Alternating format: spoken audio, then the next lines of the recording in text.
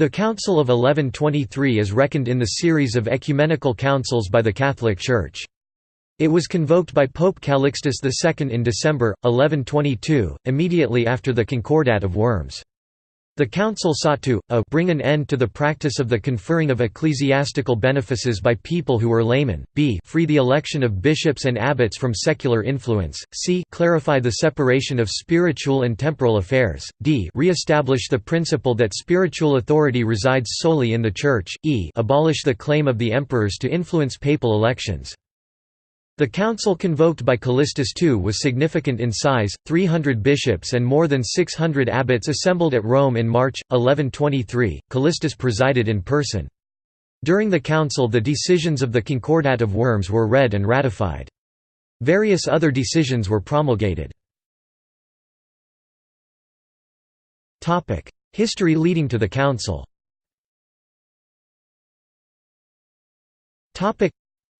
The First Lateran Council was called by Pope Calixtus II, whose reign began February 1, 1119. It demarcated the end of the investiture controversy which had begun before the time of Pope Gregory VII. The issues had been contentious and had continued with unabated bitterness for almost a century. Guido, as he was called before his elevation to the papacy, was the son of William I, Count of Burgundy. He was closely connected with nearly all the royal houses of Europe on both sides of his family.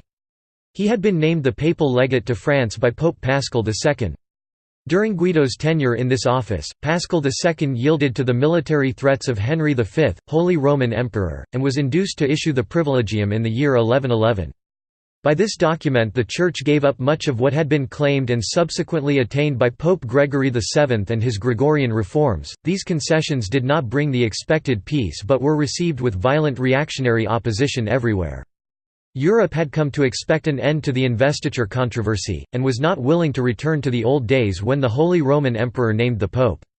The greatest resistance was seen in France and was led by Guido, who still held the office of the papal legate. He had been present in the Lateran Synod of 1112 which had proclaimed the Privilegium of 1111. On his return to France, Guido convoked an assembly of the French and Burgundian bishops at Vienne 1112. There the lay investiture of the clergy, the practice of the king, especially the Holy Roman Emperor naming bishops and the Pope, was denounced as heretical. A sentence of excommunication was pronounced against Henry V, who had extorted through violence from the Pope the concessions documented in the Privilegium. The agreement was deemed to be opposed to the interests of the Church. The decrees from the Assembly of Vienne which denounced the Privilegium were sent to Paschal II with a request for confirmation. Pope Paschal II confirmed these which were received in general terms. On October 20, 1112, Guido was later created cardinal by Pope Paschal II. The latter did not seem to have been pleased with Guido's bold and forward attacks upon Henry V, Holy Roman Emperor. On the death of Paschal II, January 21, 1118, Gelasius II was elected pope. He was immediately seized by the Italian allies of Henry V, and on his liberation by the populace fled to Gaeta, where he was crowned. Henry V demanded the confirmation of the «privilegium» and received no satisfactory reply. He then set about naming Burdinus, the Archbishop of Braga, as his own pope. This pope assumed the name Gregory VIII, but came to be known as Antipope Gregory VIII. Burdinus had already been deposed and excommunicated because he had crowned Henry V and the Holy Roman Emperor in Rome in 1117. The excommunication of Bardinus was reiterated in Canon 6 of the document produced by Lateran I. Gelasius II promptly excommunicated the antipope Gregory VIII, and Henry V. Gelasius was forced to flee under duress from the army of Henry V, and took refuge in the monastery of Cluny, where he died in January 1119. On the fourth day after the death of Gelasius II, February I, 1119, owing mainly to the exertions of Cardinal Cuno, Guido was elected pope and assumed the title of Calixtus II. He was crowned pope at Vienne on February 9, 1119, because of his close connection with the great royal families of Germany, France, England and Denmark. Calixtus' papacy was received with much anticipation and celebration throughout Europe. There was a real hope throughout the continent that the investiture controversy might be settled once and for all. In the interest of conciliation, even the papal embassy was received by Henry V, Holy Roman Emperor at Strasbourg. However, it soon became clear that Henry was not willing to concede his presumed and ancient right to name the pope and bishops within his kingdom. Perhaps to demonstrate conciliation or because of political necessity, Henry withdrew his support for antipope Gregory VIII. It was agreed that Henry and Pope Callistus would meet at Mousson. On June 8, 1119, Callistus held a synod at Toulouse to proclaim the disciplinary reforms he had worked to attain in the French Church. In October, 1119, he opened the council at Reims. Louis VI of France and most of the barons of France attended this council along with more than 400 bishops and abbots. The Pope was also to meet with Henry V, Holy Roman Emperor at Mousson. However, Henry showed up with an army of 30,000 men. Callistus left Reims for Mousson, but upon learning of the warlike stance of Henry, quickly retreated back to Reims. Here, the Church dealt with issues of simony, concubinage of the clergy. It was clear by now that Henry was in no mood to reconcile and a compromise with him was not to be had. The conclave at Reims considered the situation and determined, as an entire church, to formally excommunicate both Henry V and the antipope Gregory VIII. This occurred on October 30, 1119. While at Reims, Callistus tried to effect a settlement with Henry I of England and his brother Robert. This too, met with failure. Callistus was determined to enter Rome, which was occupied by the German forces and the antipope Gregory VIII. There was an uprising by the population which forced Gregory VIII to flee the city. After much political and military intrigue in Rome and the southern Italian states, Gregory VIII was formally deposed and Callistus too was generally recognized as the legitimate pope in 1121. Having become the established power in Italy, Callistus now returned the conflict with Henry V over the issue of lay investiture. Henry had been the recipient of great pressure from many of his barons in Germany over his conflict with the Pope. Some had entered into open rebellion. Henry was forced by circumstances to seek a peace with Callistus. Initial negotiations were conducted in October, 1121, at Würzburg. Lambert, the Cardinal of Ostia, was dispatched to convoke a synod at Worms, which began on September 8, 1122. By September 23, the Concordat of Worms, also called the Pactum Calixtinum, was concluded. On his side, the emperor gave up his claim to investiture with ring and crozier and granted freedom of election to the episcopal sees. The elections of bishops could be witnessed by the emperor or his representatives. Callistus obtained the right to name bishops throughout Germany, but still did not have this power in much of Burgundy and Italy. The First Lateran Council was convoked to confirm the Concordat of Worms. The council was most representative, with nearly 300 bishops and 600 abbots from every part of Catholic Europe being present. It convened on March 18, 1123. Decrees were also passed directed against simony, concubinage among the clergy, church robbers, and forgers of church documents. The council also reaffirmed indulgences for crusaders. In the remaining few years of his life, Callistus too attempted to secure the status of the church as it had existed at the end of the reign of Pope Gregory VII. He reorganized and reformed the churches around Rome, canonized Conrad of Constance, condemned the teaching of Peter de Bruys, confirmed the Bishop Thurston of York against the wishes of Henry I of England, and affirmed the freedom of York from the See of Canterbury. Callistus died December 13, 1124. He was succeeded by Pope Honorius II. Callistus too was a strong figure who brought a relative, if tentative, peace between Germany and the Church. The Concordat of Worms and the First Lateran Council changed forever the belief in the divine right of kings to name the pope and bishops, and reshaped the nature of church and state forever. Text of the council.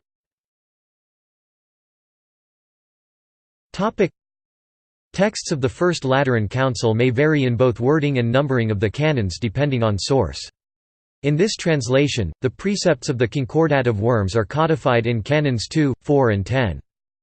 Canon I. Summary. Ordinations and promotions made for pecuniary considerations are devoid of every dignity. Text. Following the example of the Holy Fathers and recognizing the obligation of our office, we absolutely forbid in virtue of the authority of the Apostolic See that anyone be ordained or promoted for money in the Church of God. Has anyone thus secured ordination or promotion in the Church, the rank acquired shall be devoid of every dignity. Canon 2.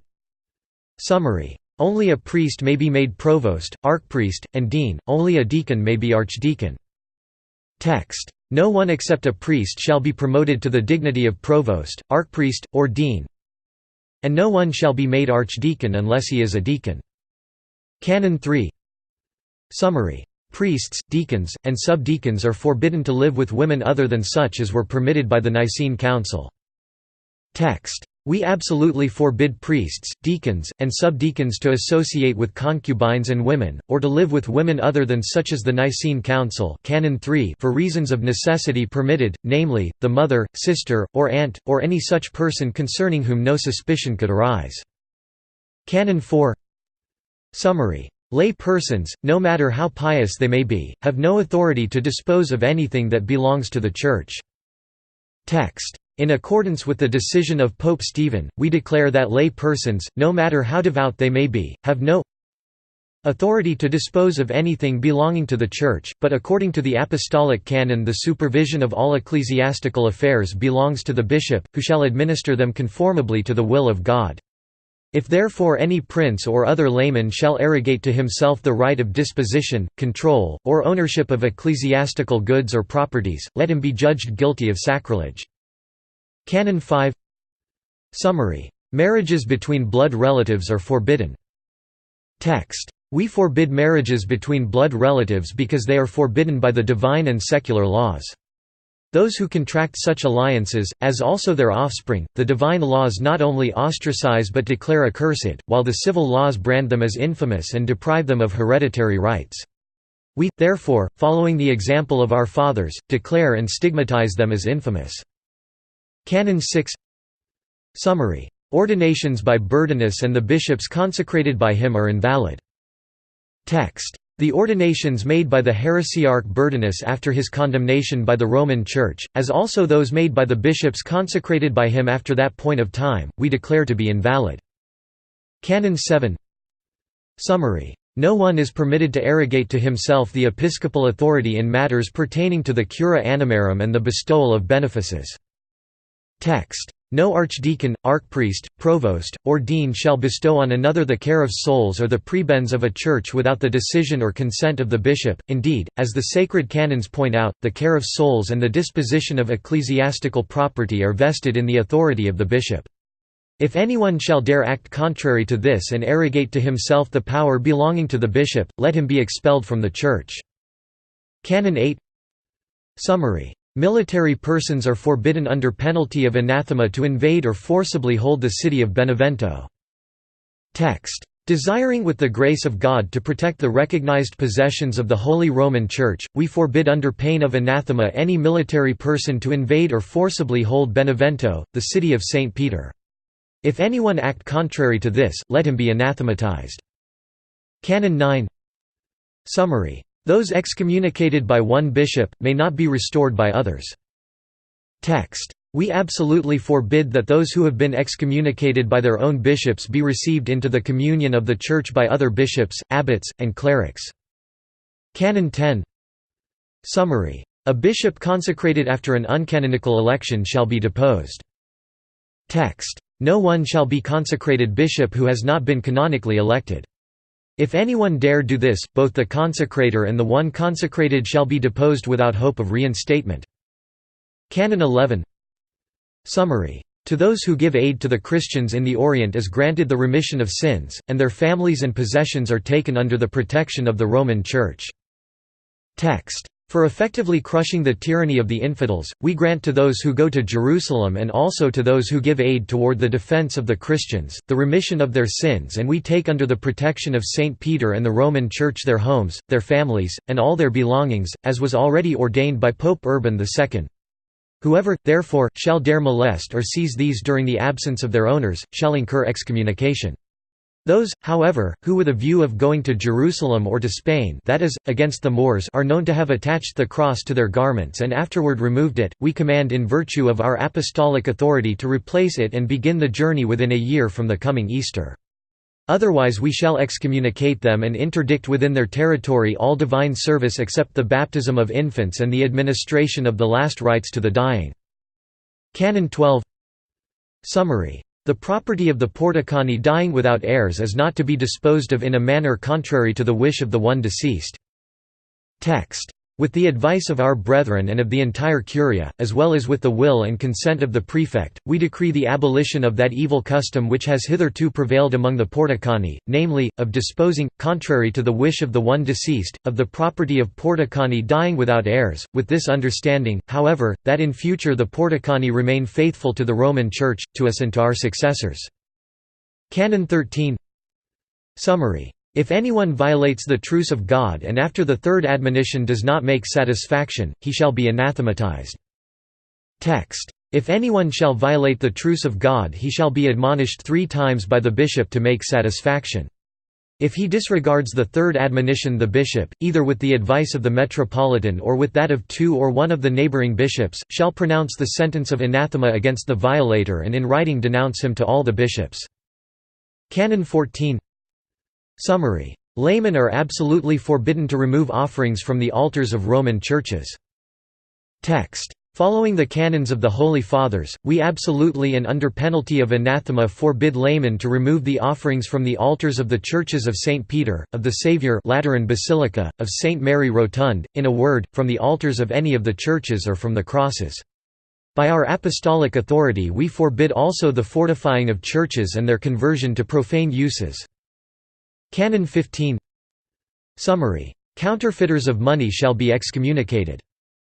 Text. Whoever manufactures or knowingly expends counterfeit money, shall be cut off from the communion of the faithful, excommunicated as one accursed, as an oppressor of the poor and a disturber of the city. Canon 16. Summary. Robbers of pilgrims and of merchants shall be excommunicated. Text. If anyone shall dare attack pilgrims going to Rome to visit the shrines of the apostles and the oratories of other saints and rob them of the things they have with them, or exact from merchants new imposts and tolls, let him be excommunicated till he has made satisfaction. Canon 17. Summary. Abbots and monks may not have the cura animarum. Text. We forbid abbots and monks to impose public penances, to visit the sick, to administer extreme unction, and to sing public masses. The chrism, holy oil, consecration of altars, and ordination of clerics they shall obtain from the bishops in whose dioceses they reside. Canon 18. Summary. The appointment of priests to churches belongs to the bishops, and without their consent they may not receive tithes and churches from laymen. Text. Priests shall be appointed to parochial churches by the bishops, to whom they shall be responsible for the care of souls and other matters pertaining to them. They are not permitted to receive tithes and churches from laics without the will and consent of the bishops. If they act otherwise, let them be subject to the canonical penalties. Canon 19. Summary. Taxes paid to bishops by monks since Gregory VII must be continued. Monks may not by prescription acquire the possessions of churches and of bishops. Text. The tax servidium which monasteries and their churches have rendered to the bishops since the time of Gregory VII, shall be continued. We absolutely forbid abbots and monks to acquire by prescription after 30 years the possessions of churches and of shops. Canon 20. Summary. Churches and their possessions, as well as the person and things connected with them, shall remain safe and unmolested. Text. Having in mind the example of our fathers and discharging the duty of our pastoral office, we decree that churches and their possessions, as well as the persons connected with them, namely, clerics and monks and their servants conversi, also the laborers and the things they use, shall remain safe and unmolested. If anyone shall dare act contrary to this and, recognizing his crime, does not within the space of 30 days make proper amends, let him be cut off from the church and anathematized. Canon 21. Summary. Clerics in major orders may not marry, and marriages already contracted must be dissolved. Text. We absolutely forbid priests, deacons, subdeacons, and monks to have concubines or to contract marriage. We decree in accordance with the definitions of the sacred canons, that marriages already contracted by such persons must be dissolved, and that the persons be condemned to do penance. Canon 22. Summary. The alienation of possessions of the Exarchate of Ravenna is condemned, and the ordinaries made by the intruders are invalid. Text. The alienation that has been made especially by Otto, Guido, Jerome, and perhaps by Philip of possessions of the Exarchate of Ravenna, we condemn. In a general way we declare invalid the alienations in whatever manner made by bishops and abbots whether intruded or canonically elected, and also the ordinations conferred by them whether with the consent of the clergy of the Church or simoniacally.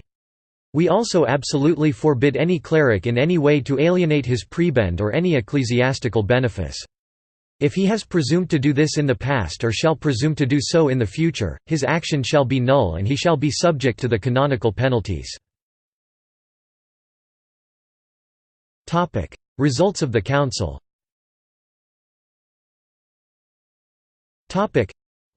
Lateran I was the first of 4 Lateran councils between the years 1123 to 1215. The first was not very original in its concept, nor one called to meet a pressing theological question. For the most part, Pope Callistus II summoned the council to ratify the various meetings and concords which had been occurring in and around Rome for several years. The most pressing issue was that of the investiture controversy which had consumed nearly a century of contention and open warfare. At the heart of the question was the ancient right of the Holy Roman Emperor to name the Pope as well as bishops and priests.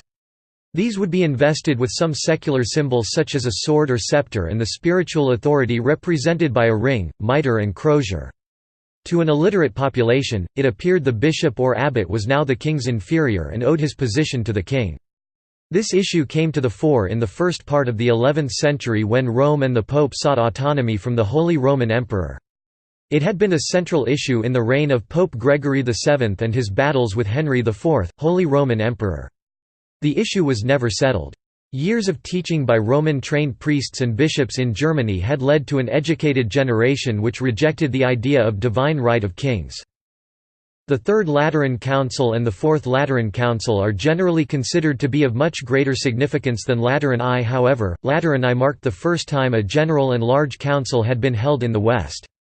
All previous councils had been in the East and dominated by Greek theologians and philosophers. In the struggle between Stephen of England and Matilda, the daughter of Henry I of England, the English Church slipped away from the close control the Normans had exercised. Stephen was forced to make many concessions to the Church to gain some element of political control. Historians have largely considered his rule to be a disaster, calling it the anarchy. Because of political necessity, the Holy Roman Emperors were restrained from directly naming bishops in the kingdom. In practicality, the process continued to a certain extent. The issue of separation of church and state was simply recast in a different direction. Of all the Gregorian reforms which were embodied by Lateran I, celibacy of the clergy was the most successful. Simony was curtailed. As time progressed, secular interference into the politics of the Church was seen to continue, albeit in different ways from that of the investiture controversy. It has been argued by some historians that the Concordat of Worms and its reiteration by Lateran I were little more than face-saving measures by the Church. Henry V, Holy Roman Emperor, continued to name bishops within his kingdom. His control over the papacy was definitely abated.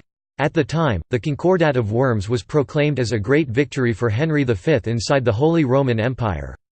It did serve to constrain much of the most recent warfare in and outside the empire. In the end, Henry V died the monarch of a much diminished kingdom. References.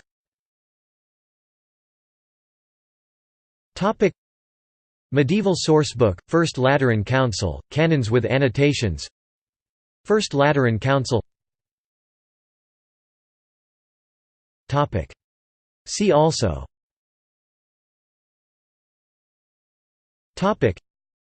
Concordat of Worms. Charter of Liberties